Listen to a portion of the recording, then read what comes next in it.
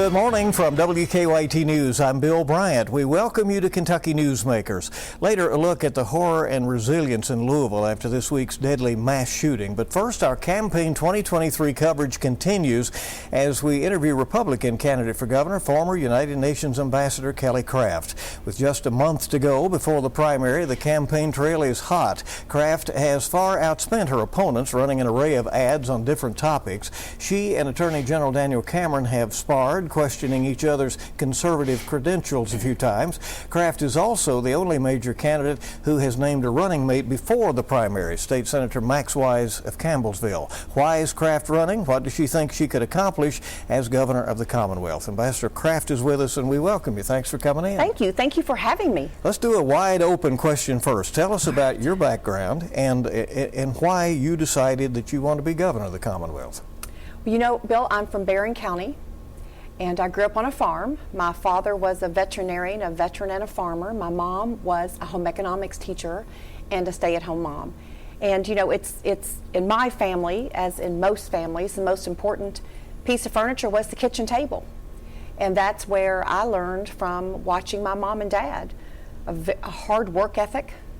You do right by your neighbor, and our very strong faith in God.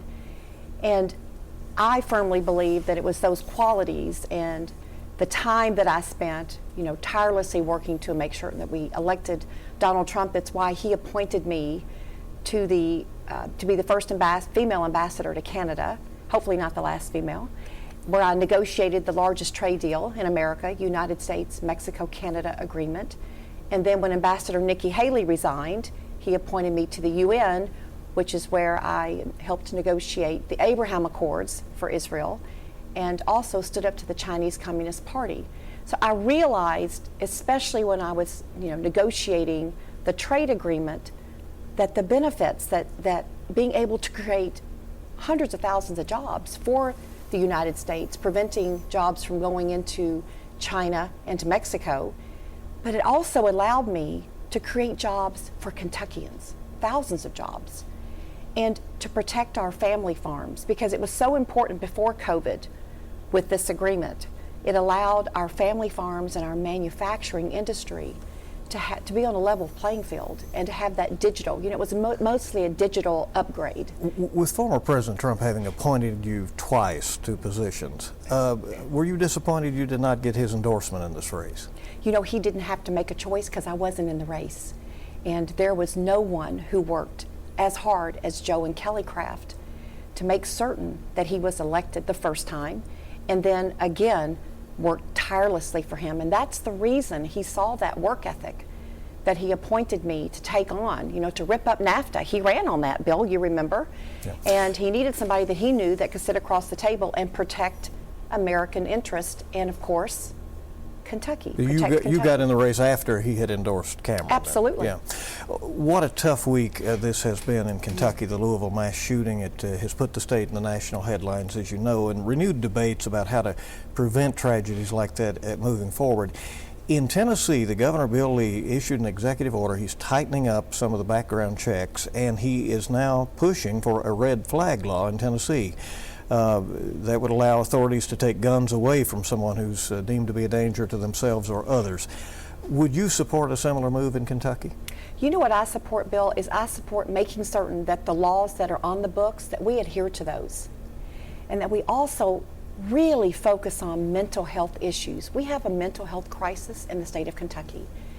And we need to take the stigma away from just having a conversation about mental health, and make certain that families understand that there are resources if they have a loved one that they're detecting that has mental health needs.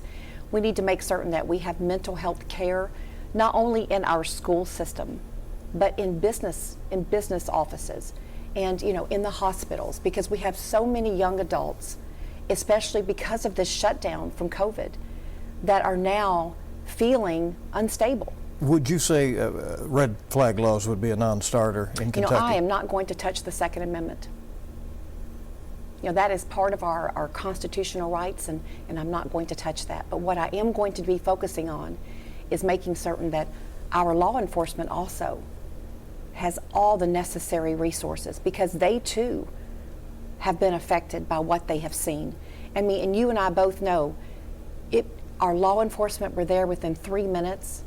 Our medics, I mean, how many lives they were able to save and prevent from, further tragedy. And our citizens, I don't know if you read that, where they were there helping. You had a campaign event in Louisville on Monday evening, and there was some criticism for continuing with that. Did you consider postponing that event? We did not have the campaign event. We went to it was actually right after, in the afternoon. So okay. we went to the event and we all prayed. We had a minister there. Matter of fact, we had 2 ministers there. And we prayed and everyone talked because everyone had gathered at the event. So we just made a stop in. I had Riley Gaines with me, and she, she's from Tennessee, and she had just been part of the heartache and the heartbreak from the Covenant School. So she really wanted to be there to pray with people and to talk about, Kentucky's part of her too, because she went to the University of Kentucky, and that how she knew the heartache that we were all feeling. You have a new ad this week. You brought up Riley Gaines. We'll talk about a new ad that you're promising to dismantle, that's your word, the Kentucky Department of Education, and you say that woke bureaucrats are parachuting in and hijacking our schools. What does that mean? Well, let's talk about children and education. So I've been traveling the state of Kentucky, and I'm sitting at tables at countertops. I'm sitting anywhere where there's a table and 2 chairs. And I'm hearing from single moms, grandparents raising children, they really need to have the right to be involved in their child's education, and children have the right to have their parents involved. And so what are they saying? They want their children to be taught the ABCs, to be taught skills and knowledge, not critical race theory, not to be sexualized. So my first official act will be to dismantle the Kentucky Department of Education, because I know that there are really great people there, but they're being silenced by this woke Commissioner Glass. And on election evening or the day after, he should do the right thing and resign, because on Inauguration Day, I will do the right thing and fire him. Joe and I have created educational opportunities for children and young adults throughout the state of Kentucky with the Craft Academy at Morehead State University, our STEMX program for juniors and seniors in high school, and with Alice Lloyd College, and of course, as you know, the University of Kentucky and the University of Louisville. So we understand firsthand the importance of a quality education, an education based upon skills and knowledge, and every parent wants that for their child. But Ambassador, you're a diplomat, and you know that it would be a larger process to dismantle the Kentucky Department of Education, a 99-year-old department within state government. You said you would remove Jason Glass, who is a Kentucky native, by the governor, a Kentucky native who started his teaching career in Hazard. But you say he has to go. He is sending directives to our educators, discouraging them from having conversations with parents. It starts at the top. It starts with your leadership. It starts with the governor. And the governor appoints the commissioner. And then the commissioner is approved by the Senate. We have to make certain that we think about 3 parties: the teachers, because teachers have a passion to teach; our students, because we have the smartest kids in the state of Kentucky; and our parents, because our parents need to be engaged with teachers, because who loses out? Our students. And I'm going to take it a step further. We have got to demand transparency for the budget, to know, is our tax-paying dollars, are they going to the classroom? Are they going to the bus drivers, to the cafeteria workers? Are they going to all the individuals that help to protect and educate our children? Or are they going to bureaucracy? I believe Kentuckians have the right to know. Do you think teachers are caught in the middle of some of this political discourse that's going on right now in the country? And here they are, and we have a big shortage of teachers in Kentucky right now. Do they need a raise for what they're doing? Governor Beshear has proposed raises a couple of times. That's been not done by the legislature, though they say they did give them more money through the SEEK formula, and the locals could have decided to have given them raises. Some did and some didn't. Do you call for statewide raises for teachers and some guidance for them as to what they can do in the classroom? Well, my mom was a teacher.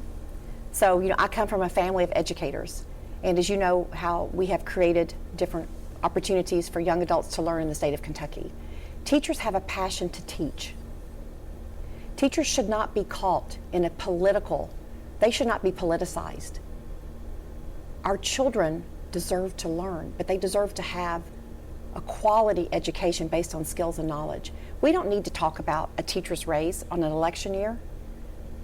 5% raise when we have 6 to 7% inflation. We need to be talking about teachers every single day. We need to make certain that they are engaged in the conversation as to what do they need more of, and certainly what do they need less of.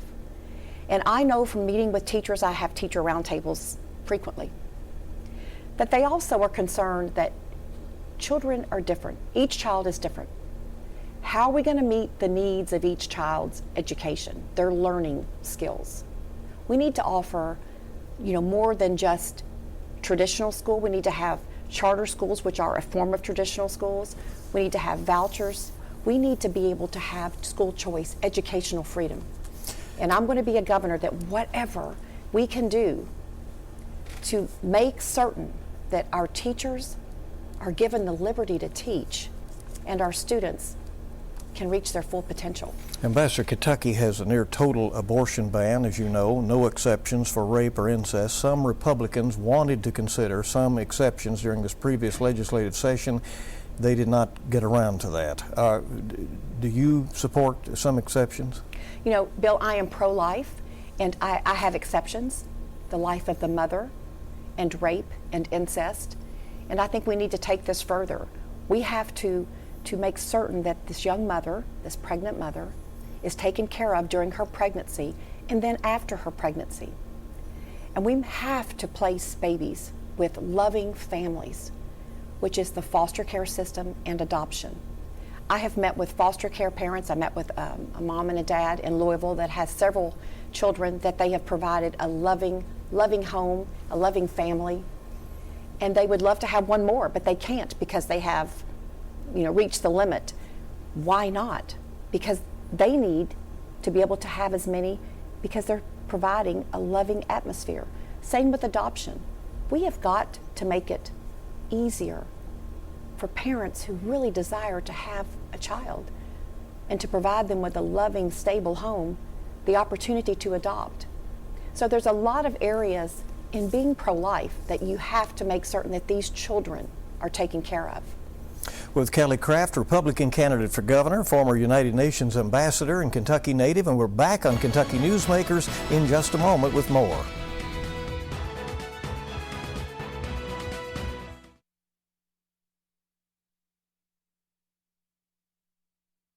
Welcome back to Kentucky Newsmakers. We're visiting with Kelly Craft, Republican candidate for governor, former United Nations ambassador, talking about her campaign.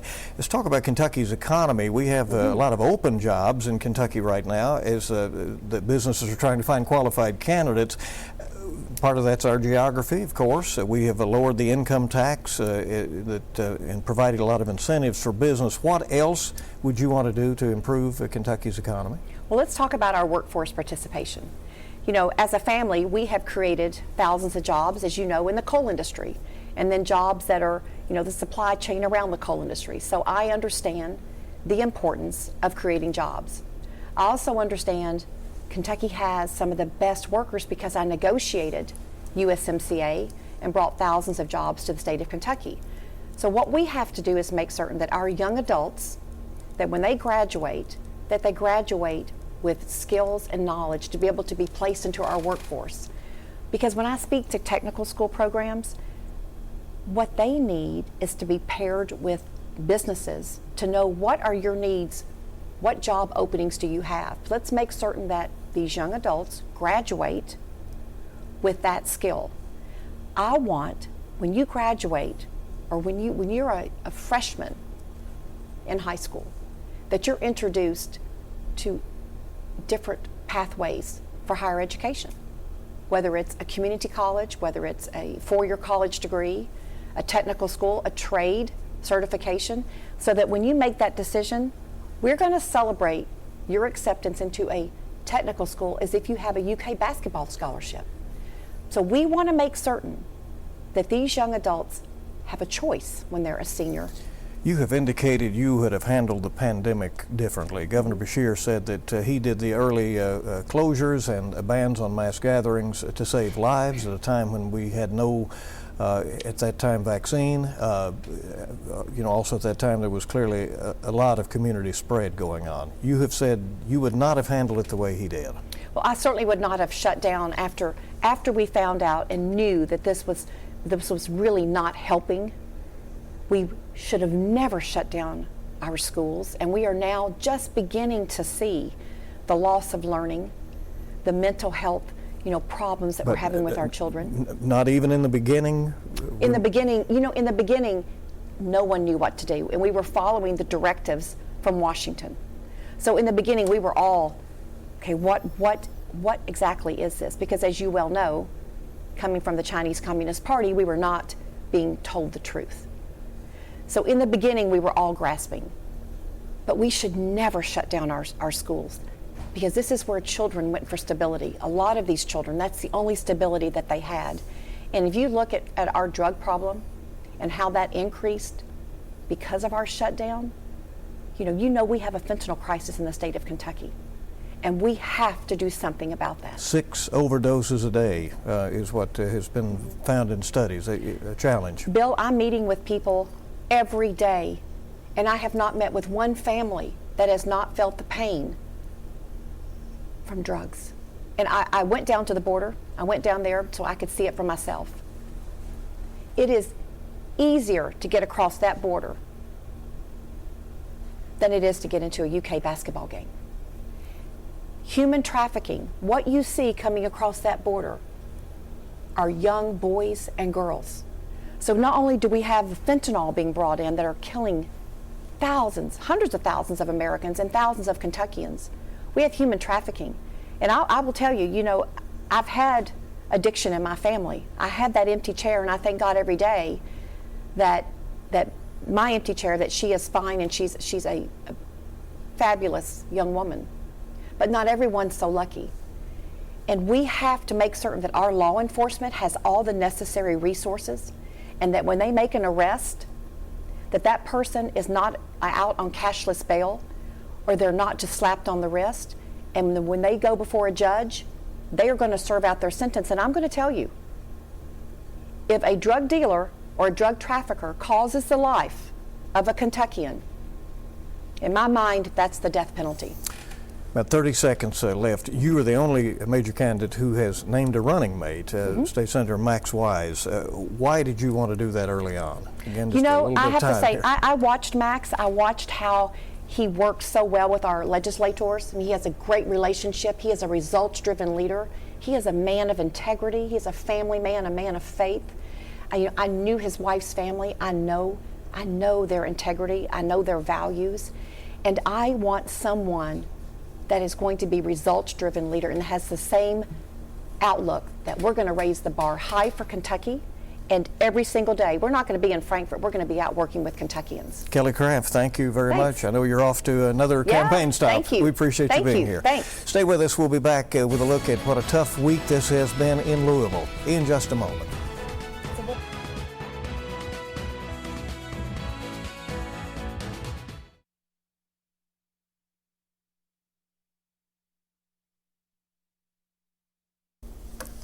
Welcome back to Kentucky Newsmakers. It was a tragic week for the city of Louisville and for the Commonwealth. A gunman opening fire Monday at Old National Bank in downtown Louisville, killing 5 people. It's been a week of healing for many, and today we're going to take a look back at what has happened.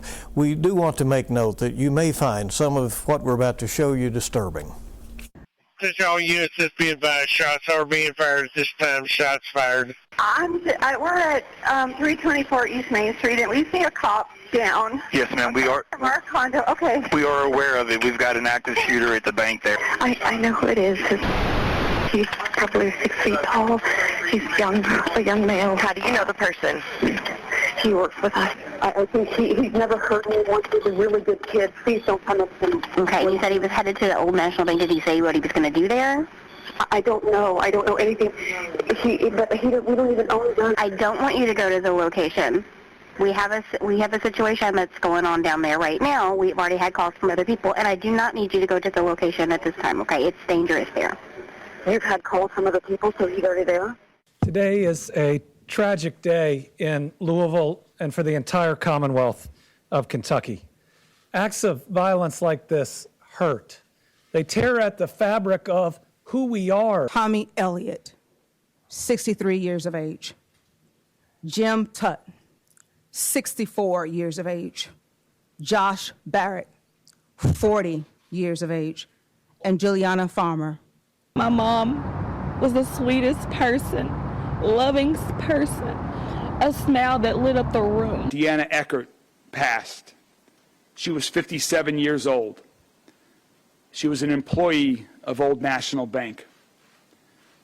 I knew Deanna also. He just instilled the family values in us, and even in our team, we were like a family. We supported one another, and if we had sickness or a death, she always said family first. Tommy Elliott helped me build my law career, helped me become governor, gave me advice on being a good dad. He's one of the people I talk to most in the world, and very rarely were we talking about my job. You actually were the one who called his wife to let her know. She deserved to know. I came here immediately after originally getting a text and a notice in my office in Frankfurt that there was a mass shooting going on, and then getting the address that it was my bank. I knew it would be hours before others could call her, and I thought she deserved to know. And we're real close, I think, right now to where I made that call hardest. These are irreplaceable Kentuckians taken far too soon by a senseless act of violence that is certainly making me feel heartbroken, and I think all of us torn. Okay, the officer who's been shot, is he conscious? Can you tell me, or do you know? I can't see him move at all. I've been watching him consistently. I haven't seen a foot or anything move, and he went down right away when the bullet started firing. Okay. The officer who is in critical condition today, Officer Nicholas Wilt, 26 years of age, just graduated from the police academy on March 31st. I just swore him in, and his family was there to witness his journey to become a police officer. He was struck in the head, engaged in this incident. Nick has come out of brain surgery and is in critical but stable condition as we speak. Thank you to Officer Wilt, Officer Galloway, who were two of the first officers to arrive on the scene to confront the assailant and to save lives. Pull up. We're making entry from the east side at Preston and Main. It's about a 9-minute span from the time he begins his assault, and then a few minutes after that before we get the first call on it. 3 minutes after that when we respond to the scene, and then about 3 minutes after we respond, the subject is neutralized. Absolutely not surprised that he wasn't among the first, and he was going to do whatever he could to save people. And she said, I was looking at his hands to see if he was scared. They never shook. And that's my child. Whenever anybody was in trouble, he ran to help them.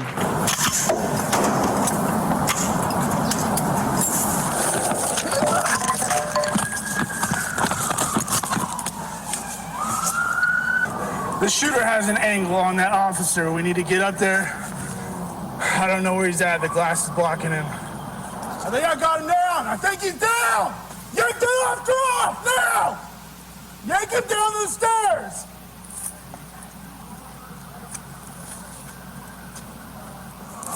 Move it. Yeah. Suspect down. Get the officer.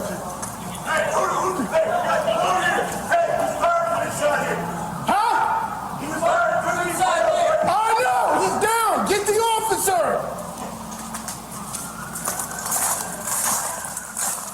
You can see the tension in that video. You can understand the stress that those officers are going through. Response wasn't perfect, but it was exactly the response we needed. I would love to have either one of those officers ride with me any day. They did absolutely exactly what they needed to do to save lives. From our conversations with medical staff, it is 100% certainty that officers' medical treatment saved lives that day. There's one more topic that we need to talk about today, and that's guns. Yesterday's tragedy brings us to 40 people who've been shot to death this year in our city. But in the past, I've been very clear that I believe we can respect and honor people's Second Amendment rights to protect themselves and their family, but at the same time, at least take a step so that we can intervene when we know somebody's about to go out and murder a whole bunch of people. You know, a red flag law involves the court system. It ensures that everybody's rights are protected, that evidence is heard. It has every check on it that we could ask for. But at least it lets us stop that next individual, at least when we know, before they murder people. And listen, I know people will say that wouldn't have stopped this situation, and it probably wouldn't have. But maybe it will the next one. I don't want another family to go through this. Can either be on the side of, well, this is just what life is like in America, or we can be on the side of, we can come together, we can find solutions to prevent this. A tough week it was. We do want to thank you for joining us for this edition of Kentucky Newsmakers. A Republican candidate for governor, Attorney General Daniel Cameron, is a scheduled guest on our next edition next weekend. We again thank you for being here and hope you make it a good week ahead.